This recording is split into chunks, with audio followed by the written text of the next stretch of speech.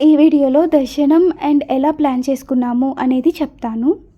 Temple history కోసం ఒక video చేశాను, దాని లింక్ కింద ట్యాగ్ చేస్తున్నాను, చూడకపోతే చూడండి.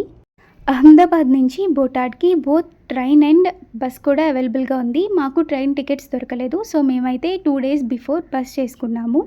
మాకైతే అది గాంధీనగర్ నుంచి స్టార్టింగ్ అనమాట. 5:30కి బస్సు, అక్కడికి రీచ్ అయ్యేసరికి 10 అయింది. 9:30 అవ్వాలి, బట్ కొంచెం డిలే అయ్యింది.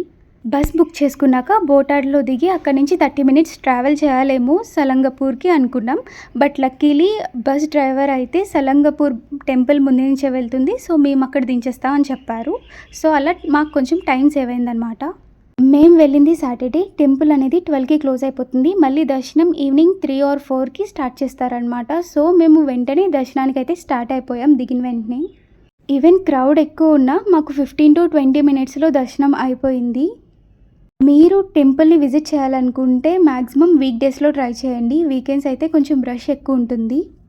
స్వామివారి రూపం అయితే ఇలా ఉంటుంది. మీరు కూడా దర్శనం చేసుకోండి. Please do subscribe.